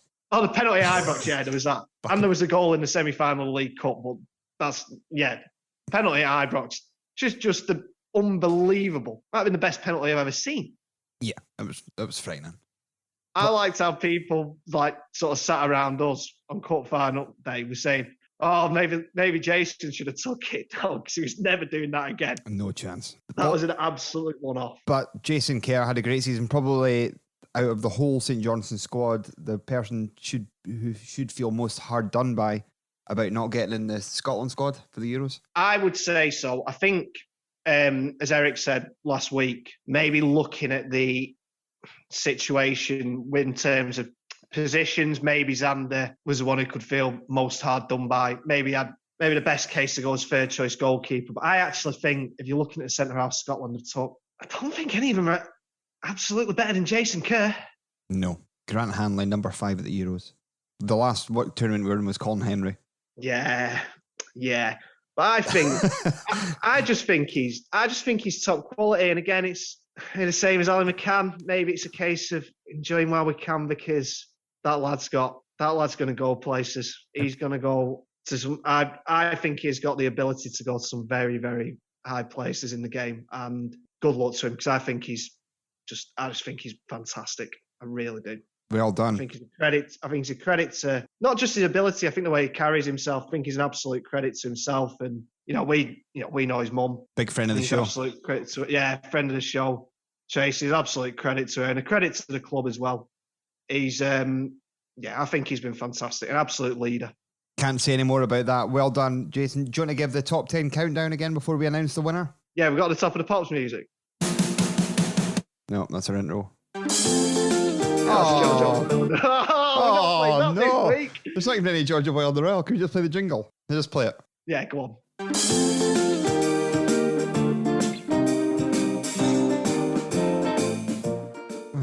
Where have you seen a cut? What? No, we're not doing it this week. I've missed doing our regular features, but if we'd done them, this would have gone on for a week, this episode. Yeah. This is going to be a long one anyway. I don't have the top of the Pops music, but I will shout the number out and you give me the name. Easy as that. Yeah. So let's do it. The Dogger Saints Player of the Year, top 10, number 10. Number 10, Xander Clark. Number 9. Was Mr. Reliable Callum Booth. Number 8. Was the man who stepped off the bus with a scarf round his head and a lager in his hand and has also been pretty good at centre-half, Liam Gordon. He's a pretty good centre-halfer. Number 7. Number 7 is club legend and friend of the show, Liam Craig. Number 6. The fantastic Northern Ireland international, Ali McCann. Number 5. The brilliant Chris Kane. Number 4. Mr. Reliable, part 2, apart from Callum Booth. Loves heading. Are you running out of superlatives? Yeah, pretty much. Was the absolutely faultless Jamie McCart. Number 3. Is that big lunatic and cup final goal scoring hero, Sean Rooney. Number 2. Number 2 is the skipper, the leader, Jason Kerr. And finally, do you know what? Do you want to just go straight to talk to him? He's waiting. He's here. Let's just go straight in and have a chat with him, Sam. The winner of the Dogger Saints Player of the Year, we are delighted and honoured to be joined by the one and only, it's David Witherspoon. Hi, David. Oh, good. Hello. How you doing? How you doing, buddy? I'm good, thank you. Yourselves?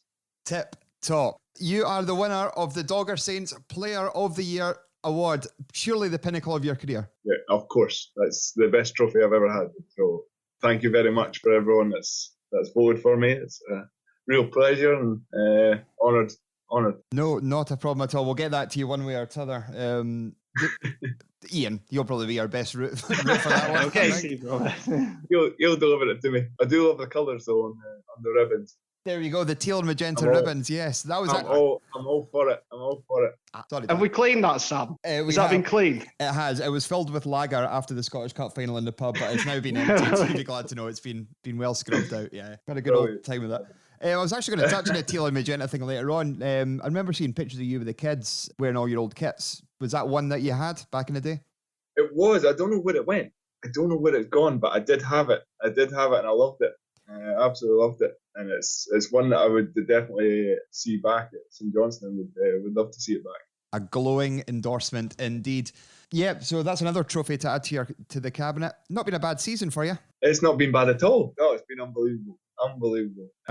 Still not sunk in quite how good the season's been for the club to get 2 trophies in the one season is just incredible, and to finish 5th as well in the league, because it's a tough league. From where we were at the start of the season to how we finished was just incredible. It really is. We've struggled to put into words every single week. Yeah, just touching on that, David. When we're speaking to Craig Bryson, he gave the old trust in the process and all that when you're down the bottom of the league. Was that genuinely what it was, though? Was it just... It was. I think if you listen back to my interviews, I always said at the start of the season, even though we weren't getting the results, our performances were there. And it's just a case of believing that we would get the results, and that belief shined through towards the end of the season, and just a case of trusting the process. Like Bryson said, it was a case of that, and we knew the team spirit was there and we'd get through it, and we did in flying colours. Indeed, and another European trip beckons. You're used to them. You've had your fair few of them. I've had my fair few. It's there's been ups and downs in Europe, but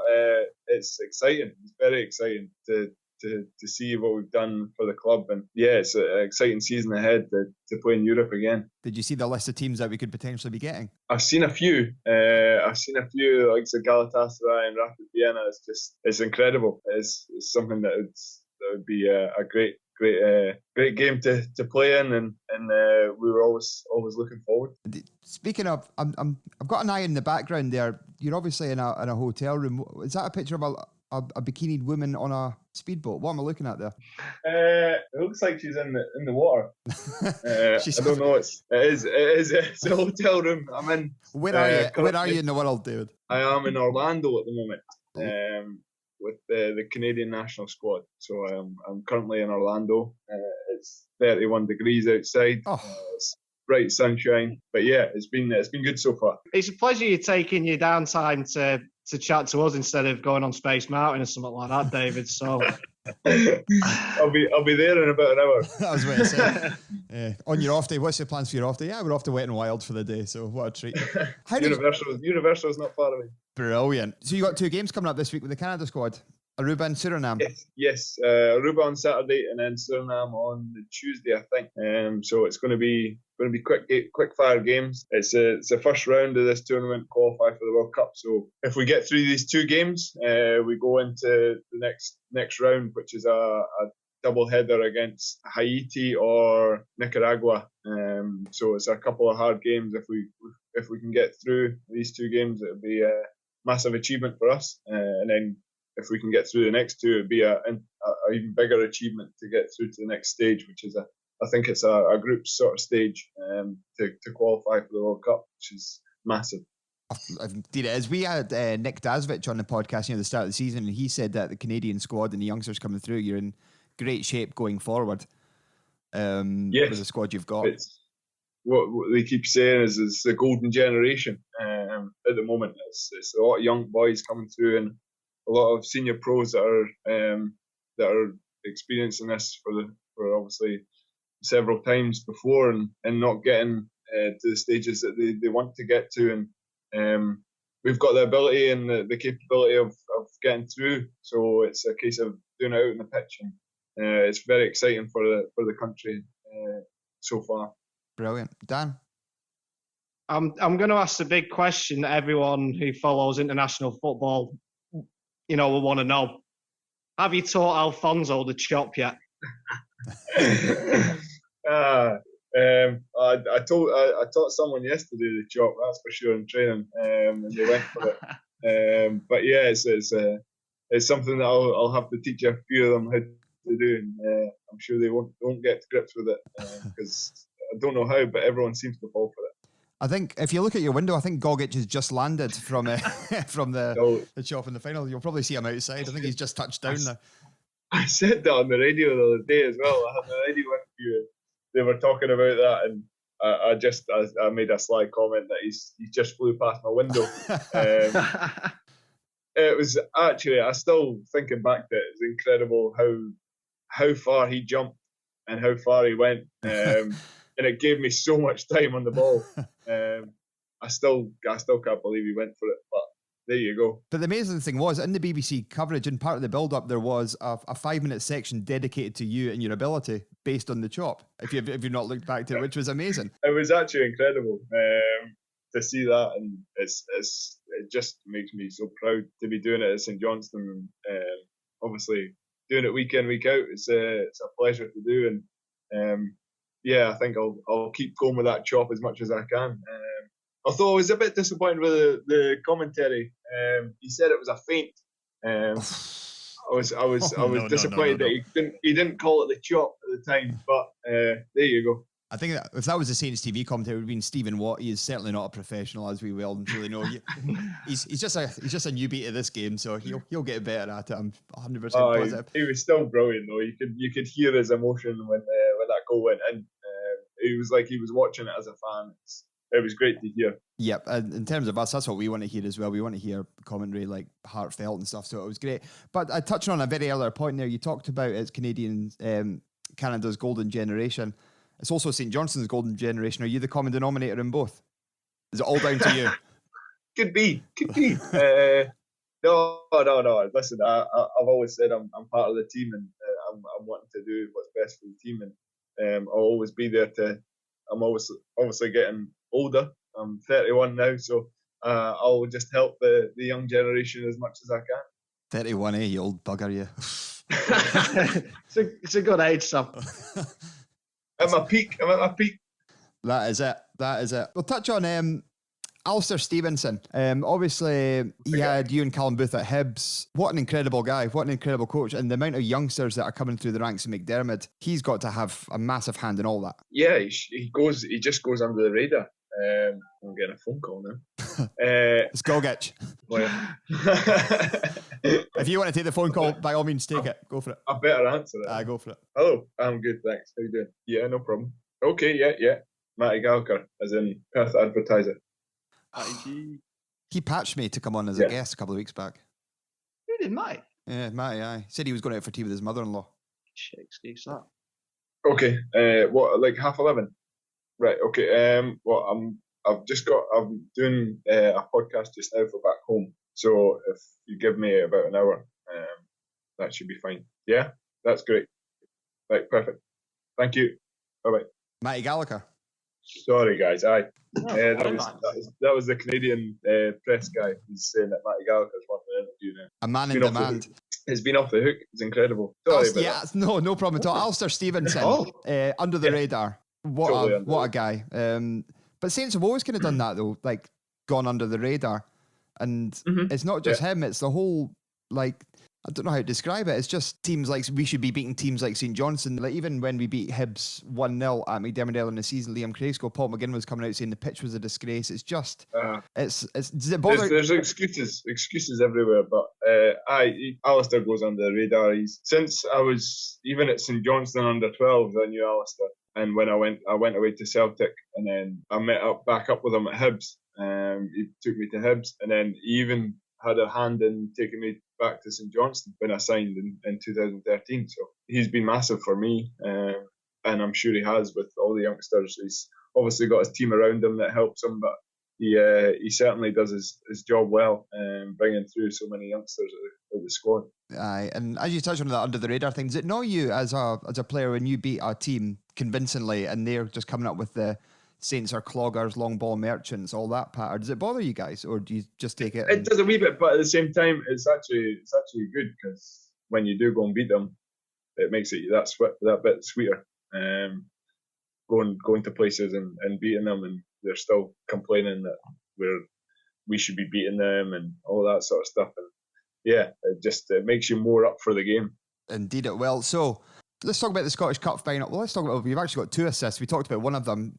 You assist in both finals. Let's not forget about that fact. Yes, and sort of similar across to the back post. Both sort of similar, and it's just incredible to think at the right time, just at the right time, at the right place, from Ando and from Rooney.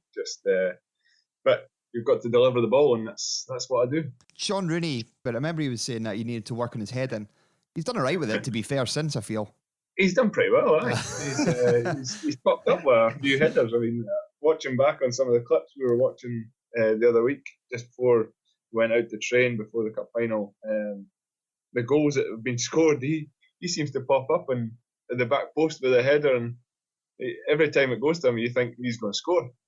He's a man mountain. Because he's such a big lad, and there's not many left backs that are that big, and it just seems to work for us. Hitting it in the back post, and he's always arriving there. He's got some engine on him. He's up and down that path, so he gets himself in the right area. How does it work with? Because there'll be a few quieter guys in the changing room, and then there'll be Sean Rooney.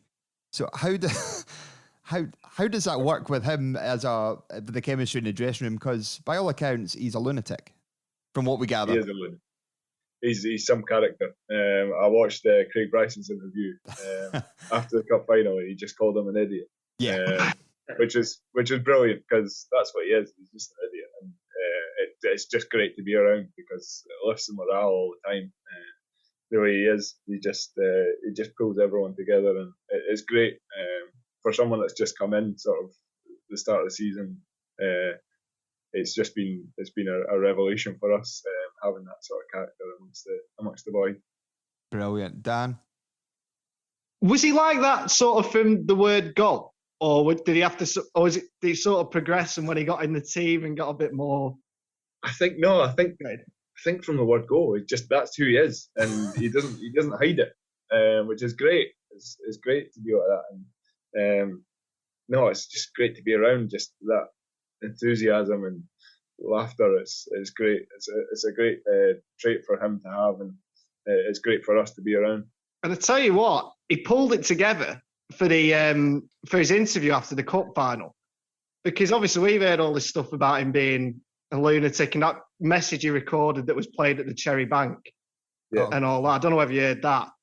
It was just bizarre. Yeah, but then the interview, it was honestly, it was just seemed so professional, and so everything he said, he didn't put a foot wrong. Unlike yourself, potty mouth. I'll never live that down. I think it kind of got edited obviously after, but at the time it was sort of under the sort of, it was muffled a wee bit, which was, I think but everyone caught it. Yeah. But it was funny because I said before I went into the interview, I could hardly speak because I was in bits. But when I went to the interview, I was thinking to myself, don't swear. Don't swear. I don't know why, because I never do. But I was like, just don't swear. And then the first thing that came in my head was that. And I was like, oh, you're an idiot. Yeah. You're an idiot. I just, because I had it in my head, I just said it. To be fair, and I was like, oh. I was going to say, I think the microphones may have picked you up when Paul McGinn had a wee kind of bit in the corner as well, but I think that was richly deserved. How is that? Is it all healed now? Guys, it's healed now. There's still a spot and still marks there. It's still healing, but it was a sore one at the time, but the adrenaline just got me through everything. All kissed and made up, all happy days after that? But I don't know. It was a sore one. At the time, I thought he meant it. And looking back on it, I think he meant it as well. But at the same time, it happens that quickly. You don't. Yeah, we discussed that at length, and we didn't think his leg came down overly naturally. But anyway, we'll move on from that. You're feeling fine. But so after the cup final, you were back to Perth, back to the boardroom. How was your night? Long and messy. No, it was great. It was fantastic. Boys just let loose finally. Obviously, with the whole situation this year, it's been hard to celebrate wins, and we finally got that chance to do it, and it was a great occasion, and I'm sure I speak for everyone when they thoroughly enjoyed it. Liam and both Bryce will both sent me pictures of them with Elliot Parish. El Paz. What do you reckon on that nickname? Do you reckon he made it himself, or? I think he's made it himself, to be honest. Yeah. He's that type of guy. Yeah, it's totally stuck, and I'm not sure he likes it. Even better. We'll keep calling it. That's it. Because it's stuck, and it's brilliant. It's great. It sounds like something we'd have made up, but at the same time, I can't really remember doing it, and I can't really be asked going and checking back. But it sounds like someone off the cartel, Mexican cartel. Yeah. Well, we're going to get these in a range of T-shirts. You can see that. Oh, that's tremendous. The El Paz Coffee Club. There he is. He's a creator and founder of that. Now, it's a rich term calling it a coffee club, considering one of its members doesn't have coffee. What are you talking about? There's nobody behind you, Steve. You're not going looking behind you, mate. I wasn't involved at the start, but no wonder. I don't know how I got myself in there, but I was in there, and I don't like coffee, which is annoying because they all drink coffee. But I was like, I'm not going to have a tea because you can make a tea or whatever, and it's just the same. So I was like, well, I do like a hot chocolate, so why not? We go for that. Absolutely fair enough. You just make it at home, and I feel like it's a waste of money if you go for one at a coffee place. Yeah, £5 a go. A cup of tea, £3 for a cup of tea, a tea bag and some hot water. No, thank you. Exactly. We're on your side, D. Now we are on your side. So brilliant. You play your last game on Wednesday, and then you'll be flying back, or the family flying over. What's the plans for the close season? I'll be flying back on the Wednesday after the game, back to see the family, and then it'll just be a bit of a chill time until pre-season starts again. It's been I know my wife will be at home with the 3 kids, struggling, unfortunately. But she's been a great help to me in my career, and I appreciate everything she does for me, because she sacrifices a lot of her life for our kids and myself. So much love to her. Oh, bless. Before the Scottish Cup final, I need to touch on this. We spoke to Liam Craig. No, I think it was Chris Miller. And he said that you used to room with Liam Craig before, like if you were away in hotels and stuff like that. Is that right? Because he's got about 19 kids. Yeah. You've got... And were you away in a hotel before the final, or was it just a case of turn up at... No, it was a case of just the usual routine. We haven't been able to stay at hotels really due to COVID. I mean, we stayed once in Ross County, I think, just the fact that it's such a far travel. But no, it was just a normal routine. But when I do normally go away, it's me and Liam Craig. It was Joe Shaughnessy to start with, but then he left and Liam Craig's come in, and we share a lot in common. We've got 3 kids each, so we know what it's like. Exactly. You take that as a bonus. Yeah. What do you get up to? We sleep, obviously, because we've got 3 kids. That's what we do. as you enjoy the peace and quiet when it comes. You've probably been asked this numerous occasions from many media types. Where do you go from next season? Retain a cup? Run in Europe? Cement fifth? Go on from fourth? Where do you go from here on in with St Johnstone as a team? Where does the team go? Just like you said, you've got for St Johnstone, obviously, we look, as a club, we look and we know we're not the biggest club in the league. So our first and foremost is to stay in the league. But after this season, the expectations are obviously going to be higher. But we want to build on what we've achieved this year, and to do that, I think European football would be a big achievement if we can carry on in that. And then we look towards the league and the cups and look to progress in each one as much as we can. Brilliant. Dan?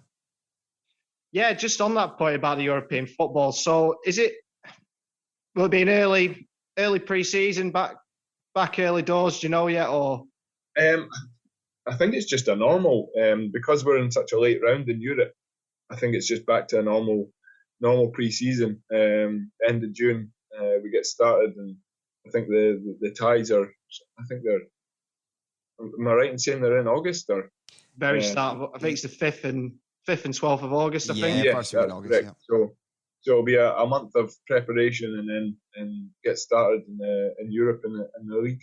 And look at the bright side as well. With being in Europe, we're only 3 matches away from winning another League Cup because we avoid the group stages. We go straight into the last. Exactly. It's easy, isn't exactly. it? Do you think? Yeah. We'll finish up. This question I've always wanted to ask is: do you think with not having fans there has kind of relieved some of the pressure or grounds like Hampden, or would you? I know you'd love to have the fans there, but has it helped at all, or is it hindered, or? I don't know. There's always that pressure, and when fans are there, they can feel the pressure too, and it sometimes gets in the way of what we're trying to do. But at the same time, we love to have them there and celebrate with us with our achievements that we've done.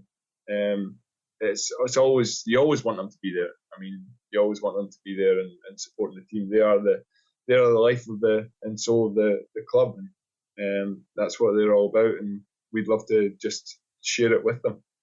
Brilliant, and we cannot wait to have. Well, we cannot wait to get back next. This is why I edit it, because I'm a mumbling wreck. and you know what I'm trying to say. And this is why we are all very excited to get back at the ground next season. I've just about made it out that time. Yeah, well done, mate. That was slick. Smooth. Yeah. Smooth. So we're an absolute fraud. I don't know how we've managed to get away with this for 20 episodes. But we don't want to take up any more of your time. David Witherspoon, you enjoy your Canadian adventure. Thanks again, and we'll get this the full kit. I'll extract the last word. Okay, W. But we will get the Dogger Saints trophy off to you. Congratulations on a wonderful season, and we look forward to seeing you in Galatasaray. Thanks for having me. Thanks again, David. Yeah, thank you very much, David. See you. Bye-bye. Cheers, buddy. The nicest guy in world football, David Witherspoon there. Without a doubt, it must be something about, the Saints and Canada crossover, because him and Nick have just been the two nicest fellas. Everyone's been lovely, but yeah, absolutely. What a guy. What a pleasure to speak to him, and it was so brilliant hearing sort of his reflections on the season. It is, and he's the humblest guy in the world. We knew that before we spoke to him, how humble he is about everything he's done. And he endorses the Teal and Magenta campaign. What more can you say about the guy? Yeah, exactly. And he's absolutely correct about weirdos who order tea from Costa or Starbucks. He ticks all the boxes. Still drinks hot chocolate. We'll move on. Well, I'm exhausted. How was that for an award ceremony? It was exact. Remember when this was just going to be me and you talking? And then it's become absolutely, that's not us. That wasn't us. We needed to go big.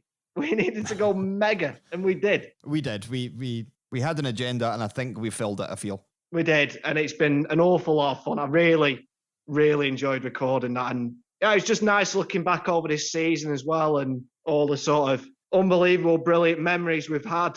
And yeah, it's been an absolute pleasure. Basically, it's a season review in the guise of an award ceremony. It's how we wanted to kind of look at it, because we wanted to touch on all the best moments of the season, but also reward the people deserving of stuff.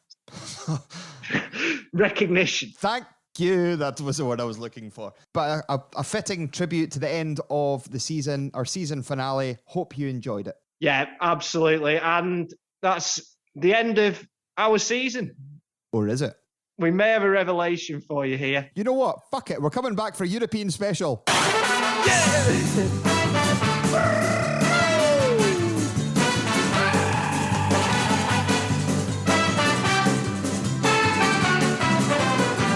Yo, Rose. Nice. We couldn't stay. It's like, what's it like Godfather 3, innit? Just when we thought we were out, we pull ourselves right back in. I've got a feeling this could be more Weekend at Bernie's 2. He's Still Dead, more than Godfather 2. Yeah, we've decided we've got to do a Euro special. That dead horse is being flogged. That's what we are doing. That dead horse is being well and truly flogged. Yeah, we'll try and get a couple in. We couldn't stay away from you lot for 8 weeks. Not at all. And we have also got a absolute bona fide superstar guest lined up for it. This is genuinely incredible. Guess we've got lined up. International megastar. We will reveal more in the next couple of days, but it is massive and we are so looking forward to it. I really am. So it's going to be, we've not got a date on this episode yet, so just keep an eye out for it. We'll keep you informed on all the social streams. We've come to the end. I just want to thank every single person that has listened to any of the podcasts. I went back and listened to some of the earlier podcasts, and by God, they sounded dreadful. We weren't polished, were we? We're not polished now, but no, we're not. But basically, there's a turd there, but with sprinkled glitter on it. That's where we're at now. I still love those episodes because it was like the start of this, and I've said it a million times. This has been like just the most fun. This has been so much fun, and that was the start of it. And we did go in, Sam. We went in on a bit of a wing and a prayer. We didn't know what we did. We still don't, but we certainly didn't then. No, I think we mostly winged it. I think it was during our interview with Philip Scott in episode 5 or 6 that we just decided halfway through, Teal Magenta campaign. That's kind of taken off. Yeah, we winged that. We winged the Nick Dasovic campaign after we spoke to Nick, and we were all dreamy-eyed. Yeah, because he's lovely. He's a lovely man, isn't he? The chicken and chorizo pie thing, that was just me going off on some absolute fucking surrealist ramble for a change. We get that we're a bit odd. We get that. We know that. Yeah, I'm entirely aware that we're a little bit odd. But we hit the odd/sound axis perfectly. We are both odd and indeed sound, but also so must all you guys for listening every week. We don't do it for ourselves. We do it for you guys. And before we go, I just want to thank all the nice comments that we've had coming in over the last couple of weeks. Where people listen, how it's kind of got them through lockdown. They don't go unnoticed. We appreciate every single comment that we get coming in. And we had a lot of nice comments last week about our intro, the We Are the Champions one from the top. It's great. It was like, I can only echo what you said, Sam. I just want to thank every single every single person. Yeah, pretty much. I'm going on. We didn't raise this with Spoonie, did we? About him crying. But we've had. I want to thank every single person who is. Is this one of these? Some reason of these long-winded awards? Thank you. No, I'm going to keep it brief. Have I got time to run over the other side of the kitchen and grab a Brady? Yeah. Right, carry on then.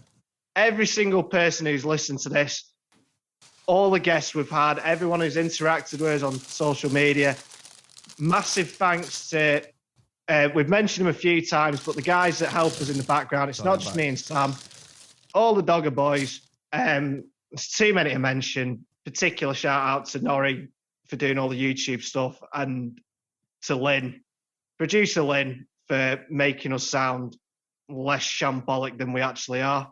That's true. I say that. She bought me a Brady. It's mince and onion. It's not even steak Brady. Is it from Stevie's as well? Yeah. Oh, we retract all the nice statements we've ever said about Lynn. Anyway, thanks for listening. That was the awards. Thanks to all our guests, all the nominees, everybody that voted. To you, Dan, thanks very much. You're the star. I am merely guiding the ship. That's a load of old bollocks. You're the star. I'm the sideshow. I don't know. Maybe we both do all right, mate. Nah, we're shite. Yeah, we're pretty shite. Lynn's been very handy with the computer again, and she's summed up the season in one wonderful song. Shall we see the show out with it? Let's see it out, buddy. One more time. All the best. Thanks for listening. Yeah, thanks, everyone. Bye-bye.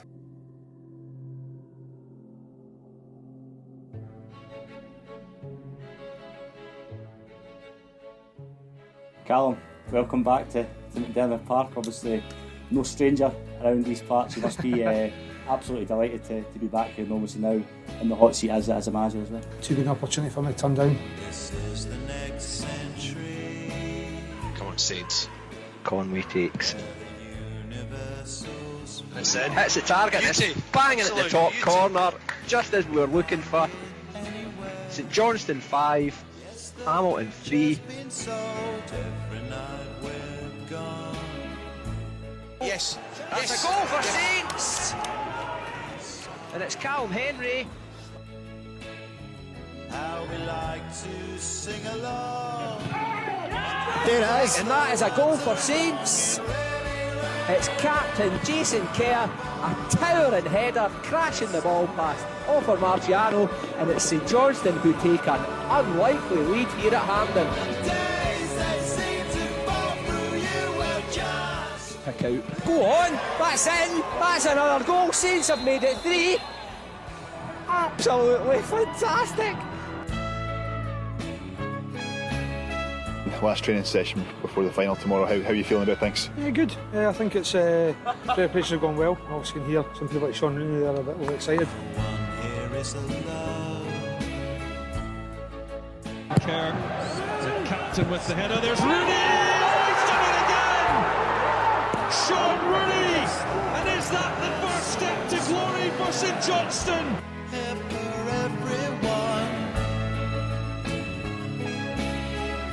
Yes! Champions! Yes! Absolutely fantastic!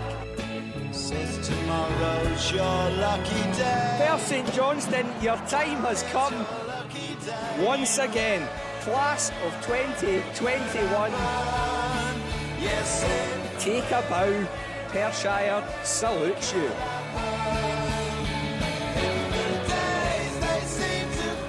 Chance for shooting for Liam Craig, and it's a goal for St Johnstone.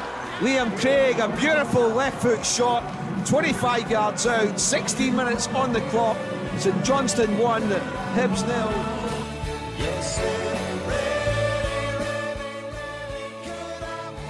Chance for Middleton. It's a goal for St Johnstone. Glenn Middleton has scored. It's in from Craig. It's under Clark. It's in. It is unbelievable. Sander Clark. Well, sometimes football just comes up with the most unlikely of stories. McCann scores and St Johnstone are through to the semi-final. Takes. Oh my God! What a strike! It's Glenn Middleton with an amazingly struck free kick. Chance to become legends. The greatest stage in Scottish football, the Scottish Cup final.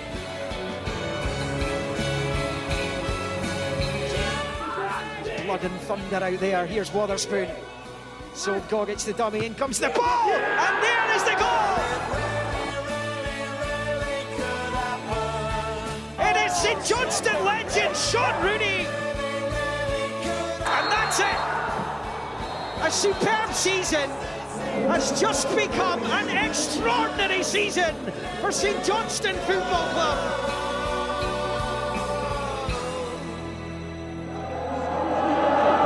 And it is St Johnstone's Cup. It is St Johnstone's season. They have won the 2021 Scottish Cup.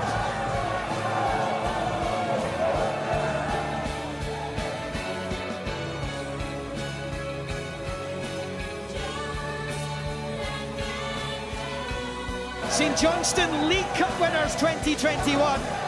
St Johnstone Scottish Cup winners 2021. Double winners, history makers.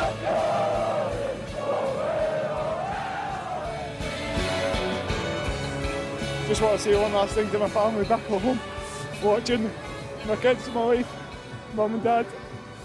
Thanks.